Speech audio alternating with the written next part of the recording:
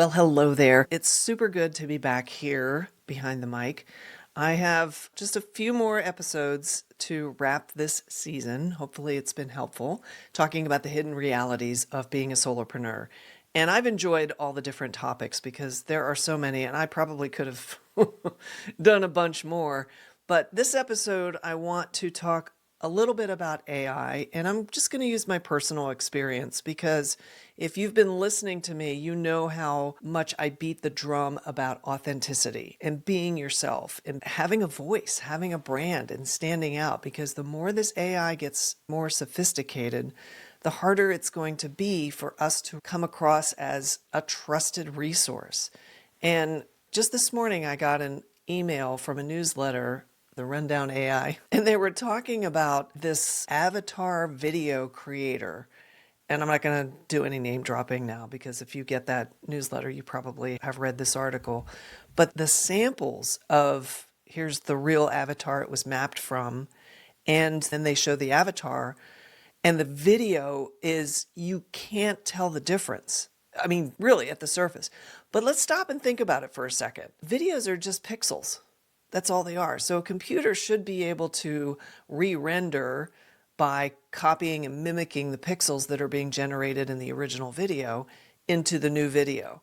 And of course, AI has these large language models and the way that they have these things programmed anymore, and it's only going to get more and more sophisticated, like day by day. I mean, compared to where we were last year with it, it's incredible, the leaps and bounds of this technology. But you can't tell the difference. I have lots of solopreneur clients that are like, oh, I don't want to be on camera. Oh, I don't like how I look. And with this podcast, I started doing video. I can't imagine having a video avatar for this video because I have a very unique personality. And if you've been following me, you understand what I'm talking about. And I like capturing that on camera. I like being on camera. I have a lot of hours behind that lens and I want to give you the energy that I have when I'm sitting here and talking about whatever I'm talking about. So I found that quite unnerving when I saw the quality of this avatar. And we're going to see it all over we're already seeing it. So the deep fakes and all these videos of the movie stars, like when they were young and then when they were older. And it's insane what they're doing with AI. It's very entertaining in my opinion. But when it comes to being a solopreneur, I want to share with you what I'm doing with AI and what I see some of my clients doing. And it definitely depends on the business. But there are many ways you can create more efficiencies when you deploy AI in your tools. So let's go ahead and talk about that.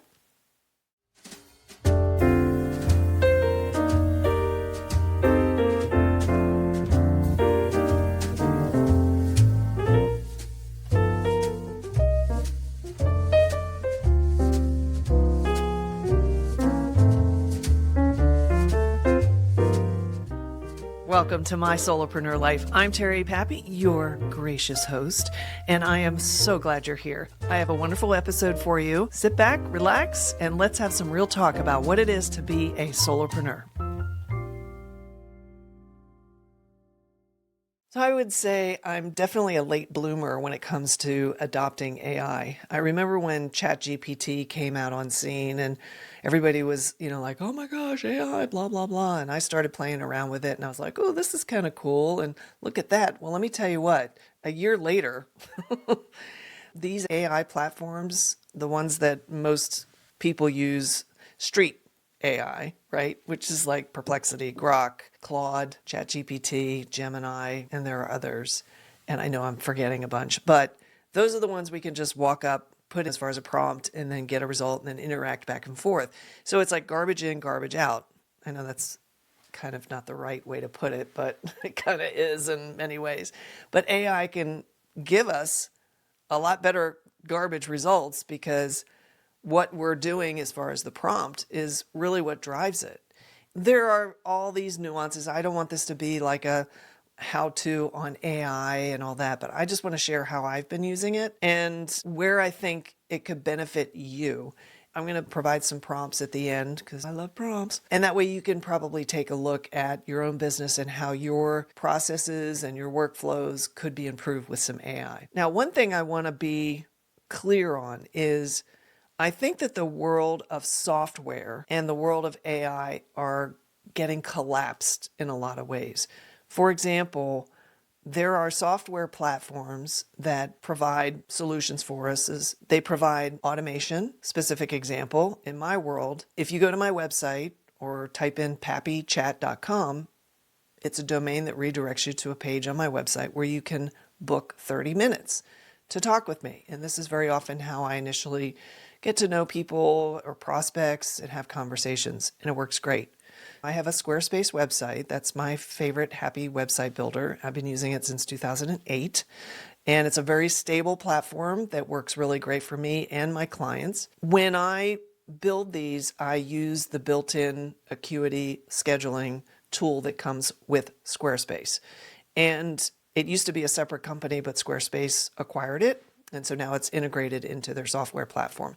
And that's pretty much what Squarespace has done since I started using it, is they have brought in or developed on their own these external kind of, they're not really plugins, but they're like partner software that makes their platform that much more robust for people like you and I, solopreneurs, and many others. I set up inside Acuity scheduling that I want a 30-minute appointment, and I manage all the time around that. Like I say, okay, I want 15 minutes before, 15 minutes after, or however I want to do it. I can set all kinds of great details. I can also build emails, custom emails that will go to not only me, so I know that someone just booked time on my calendar, but that also go to the people who book time on my calendar, my clients and prospects. And they'll get a confirmation and a reminder a day before and then an hour before. And I could do SMS, but I don't get into that because I think we get enough texts as it is.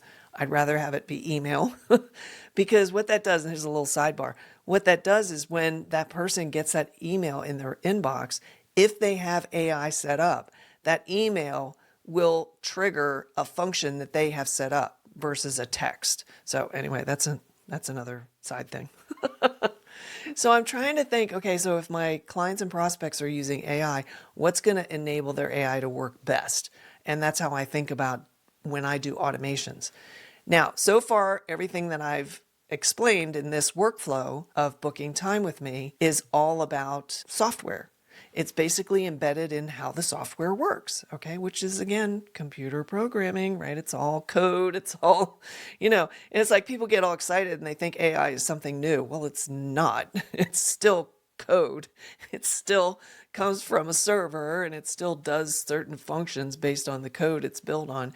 It just is able to work so much faster and more powerfully because of the servers it's pulling data from. Anyway, I don't want to get into all that because I'm not a real AI specialist and programmer. I just play one on TV. So like I said, I kind of came late to the game. So after the Acuity handles all that, all the confirmations, so I don't have to do anything, right? They go to the site. So far, I'm not involved at all. I've set everything up. It's an automation of that workflow. Now, what I've also done is I have all of my meetings on Zoom. Zoom is the platform that I'm choosing, which is also a software platform. And you can record and have AI transcribe and do all that stuff inside Zoom. But I started using Fathom, which is another tool that will transcribe the recording. It'll record it, so you'll have it on video. It'll transcribe it, so you can have a transcript. So if you wanted to take that transcript and drop it into AI and develop something from it, you could. But what Fathom also does is it does a summary and it identifies to-dos based on who was speaking about that to-do. And it's remarkable how well that works. That is AI. So Fathom has integrated AI into their software. It does the things very quickly and you have the resources you need. It's saving you time from taking notes, making sure that you're following up with your client because you can just send them the Fathom recording, right? They have everything they need there, including the to-dos. Then they can use their AI tool to put that into however they're managing their list of things that they need to do. It makes it so much easier for not only myself, but also for my clients. You can have all the AI systems in the world, but if you're not disciplined in your own work habits, like say, for example, I got that wonderful Fathom recording delivered to my inbox. Here's your Fathom recording of the meeting you just finished. And if I don't deal with it right then and there, that's why I pad my appointments. If I don't deal with it right then and there, it may get forgotten. It may get degraded. So nothing makes a better impression to a prospect or a client than your immediate response. What I like to do is I like to pull up that Fathom recording and I like to look at those to-dos to make sure they're accurate, because AI does make mistakes. And we have to be responsible for the content we're generating. And then what I like to do is I like to add anything that might have been forgotten or missed or kind of came after the fact. And what I'll do is I'll send an email. Now, this is also something that I could automate if I wanted to. I could create agents that, basically tag team different processes in my workflow to make things happen, but I kind of enjoy doing it. It puts that extra little DNA touch into that email. For me, I like to be very colloquial and very Terry in my emails. And if there's something that was said that, like they were getting ready to go to a bridal shower, or they were looking forward to their vacation in Hawaii the next month, I could comment on that, because that's just the rapport building that you have when you're talking with somebody. And you can comment on that. Or let's say that I had a really great hotel that I stayed at on Maui. Well, I would send them a link to that. So that's the kind of stuff I'm talking about. That's why I like to customize my emails, even though I'm saving time by pulling the to-dos from the Fathom summary. But as you can see, it's a combination of software, automation, and AI, and Terry. So the amount of time that I'm saving by not having any of those steps, a manual process, is extraordinary. It's also helpful for me to know that I have that operating in the background, so I can very easily meet somebody and say, here, just go to Pappy Chat. That's easy to remember because I have such a cool last name. And go check it out yourself. I got a cool picture on there of Gary Vaynerchuk sneakers that I had from my brand shoot. It's pretty cool. They got red soles on them. They're pretty cool. Anyway, I digress. That's how I distinguish software from AI. And anymore, many software platforms are integrating AI pretty heavily. Even Squarespace does that. So like if I wanted to create a blog post in Squarespace, I can have an AI assistant generate it, or an email AI assistants right there. You see that a lot. A lot of the chat bots, when you go to a website of a service that you're either subscribing to, or it's a platform that you have a subscription to, and you have a question or you need help, those chat bots, that's all AI. And they're getting more and more sophisticated as far as the depth of question that they can answer. And just like the old days when we were on the phone calling the help desk, and they'd put us in the queue and we'd have to wait and wait and wait. Or we'd get caught in that telephonic, press 1 for this, press 2 for that. And you couldn't get out of it. You kept yelling in the phone, representative, representative, or pressing 0 100 times. It was so frustrating. Well, that can happen with AI and how these AI chatbots, for example, are being deployed. And one of the things, I just had this experience this morning. I was on Squarespace's support page and I had some very sophisticated questions about my clients' subscriptions. And because they had changed a lot of their subscription plans, and I wanted to make sure that my client wasn't overpaying because he had different plans. And talking to a chatbot about that was not going to be the solution for me. It would only frustrate me, because then they say, here's the link to our pricing page, here's the link to this, and I was like, no. So I get on the support thing, chatbot comes right up, how can I assist you? And I said, I need a guide right away. I knew that my question was going to be too deep and too specific for a chatbot. And immediately, instead of saying, could you explain the nature of your question? And, going through all these prompts so I could be directed to the right person. Well, this is what happened. So I said, I need a guide. And right away, it connected me with a human in Dublin, I believe. She was from Dublin. And I was like, I can't remember her name, like Nina or something like that. From Dublin. Hi, I'm Nina from Dublin. How are you today? And I could tell it was a person, right? Now, I could be wrong because AI is getting that sophisticated. But I explained my situation and she goes, okay, I need to put you in a different queue because that's about the pricing over here. It's understandable. A business is going to have support people trained in a vertical. So I get it, right? And I was perfectly fine because I felt like there was a human talking to me, which again, it could have been AI. I don't know. They're getting pretty good. But she was able to, I say she was able to, she had a feminine name, so I just made her a she. She was able to put me into a queue, and I waited about 10 minutes, and then the specialist for pricing and subscription levels came on, and he answered my question almost immediately. He said, yes, but this is how you do it. You have to delete the digital products subscription first, and then you can upgrade the other one, and then it'll be all included. So I was like, great. The longest I waited was for that specialist to come on and answer my question, which was very, very detailed. That to me is exactly why I love Squarespace. And when you think about using a chatbot and any kind of help tool in your business, think about that customer experience. I'm always beating the drum about authenticity, human to human, and what is your customer's takeaway? How can you reduce the friction? How can you make it easier for them? So that's kind of like the customer facing stuff. When you look at deploying AI in your business, what you want to do is you want to, and this is kind of like a prompt. So this is a doer, how to. This is a how-to prompt. So what I'd like for you to do is make a list of the tasks you do throughout the day. So much of what we do as solopreneurs is routine, unconscious, kind of like when you're backing out of the garage and you get like a mile away from the house and you're thinking about 5 different things and you're like, oh God, did I close the garage? And of course you did, but it's so automatic you don't even think, I did that task when I pulled out of I put my car in reverse after starting it. I slowly backed out of the garage. I pressed the button that closes the garage.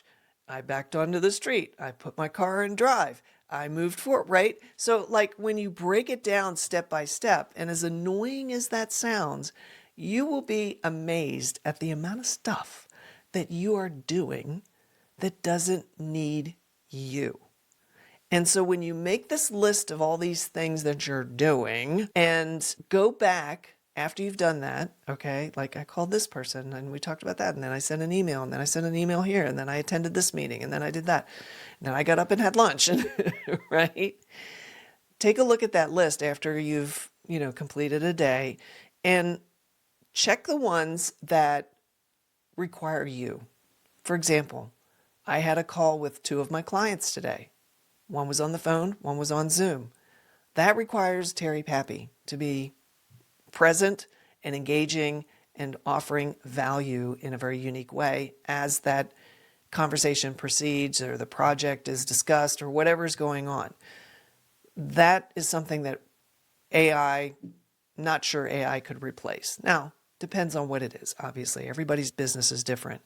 However, when you look at that list, if there's something on there that, like the Fathom example I gave you with the meeting, the call I had with my client, recorded that, gave a summary, threw an email together, dropped him his list of to-dos and acknowledged mine. That was a very big help for me to have that integrated into that. But because it was recording and marking down, I didn't have to sit there and take notes. I didn't have to look distracted to my client. Those are some of the things you need to look at. And then the ones that, I didn't really need to be involved in that. That's something that's very administrative. Then see if there's an AI solution. And the easiest way to do that is go into your favorite AI tool and type, okay, I realized that this is what I did today. And of all these items, which ones could I use AI to replace or make more efficient?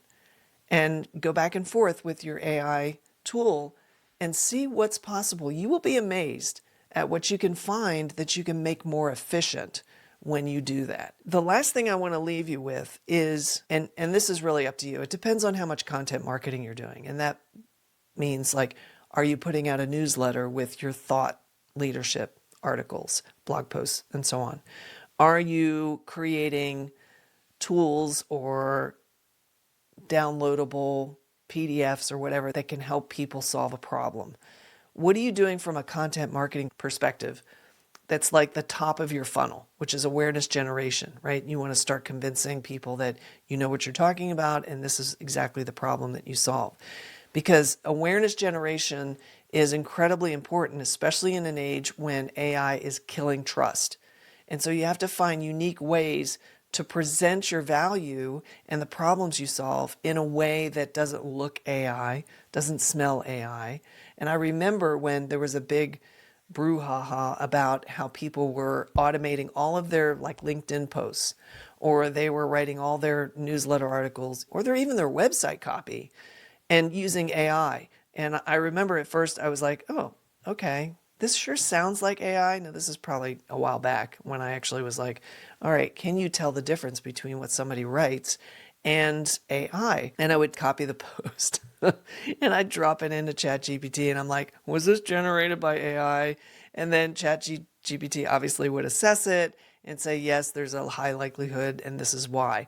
And I'm like, oh man, it's like, you just want to smack people sometimes. It's like if you're creating content and using AI to generate it all, the experience gap between what you say or what AI says for you on social media or on your website even versus the experience you're creating, if there's a big old gap in there because AI says this, but then when they go to work with you, it's a completely different experience, that's a problem. Right? And this is why I beat that drum of authenticity. How can you prove, and you can even use AI to give you some ideas on how you can prove and demonstrate your authenticity, that you're a real human, that you can do these things, because we live in a digital world where we can't meet everybody. I have clients I've never met that I've worked with for over a decade. Can you believe it? And I just don't, they come to me as referrals. We start working together and we're on Zoom all the time and talking on the phone. And I mean, they get it. Like I'm a real person and what I have online on my LinkedIn posts and everything I put in my newsletter, it's Terry through and through. I think it's okay to use AI to create content if you're really struggling with how to express what you're doing, or you could just work with my writers group and I can help you become a better writer. But I think why I feel most passionate about that is because I'm a writer and I love to write. In fact, I want to write more today than I ever have because of AI and because of what AI is doing to the world of writing and copy and content. And yeah, it's great. It does a good job and most of us can get by with it. But is it really you? From an integrity standpoint, I think it's really critical for us to be as much of ourselves as possible. I'd rather you not post things if you're just going to have AI do it. But people are doing it and we're all just kind of like, all right, I guess that's just what we have to put up with. But where's the trust? Right out the window. It just goes right out the window. So we end up dealing with all the AI slop and people who don't get back to us because AI is dropping the ball somewhere along that workflow. As a solopreneur, we got to do the best we can because we have to wear so many hats. If you can find ways to identify where you're being inefficient with your time or process or workflow and use AI to improve that, to make those inefficient processes more efficient. One of my clients was presenting a guest speaker to their membership, and it was all about staffing. How is AI impacting staffing? And this was in healthcare in particular, that industry. And they were saying, honestly, we're not seeing a drop in the workforce because what AI is helping us do is, or at least this first layer of integration of AI into our systems, is to improve inefficient systems and workflows. It's not to replace a human being. So they're not really seeing the drop that everybody's like, oh, everybody's going to lose their job and they're going to, robots are going to be doing everything. That's actually not the case right now. Will it be in the future? I don't know. I don't have a crystal ball. But right now what's happening is the AI is just improving inefficient services and workflows, and it's going to get much more sophisticated, so we'll be able to bring it in and do more of those mundane tasks, which is really what it should be used for, in my opinion. It should elevate the human experience. It should elevate the craft of what we love to do. And like for me, it's elevating my writing. And I'm a writer, so I use AI as a writer, but I don't let AI write for me. So I hope you can find in your business areas where you can create better efficiencies using AI, but always remember to be yourself and to be genuine and find ways that you can improve your trust factor and be yourself. Well, I know you're disappointed, but that's it for this episode. Listen, the great news is there's another one coming, so stay tuned. Anyway, I just want to make sure that you do the prompt if this episode had a prompt and you get that homework done because you're going to be a better solopreneur. How's that for a maternal finger shaking at you? Hey, listen, thanks so much for being here, for giving me time of your day, and, for taking it on. So if you want to learn more and stay connected with me, just head on over to mysolopreneurlife.com. Thanks a bunch. See you soon. That was pretty good. I think I'll keep that one.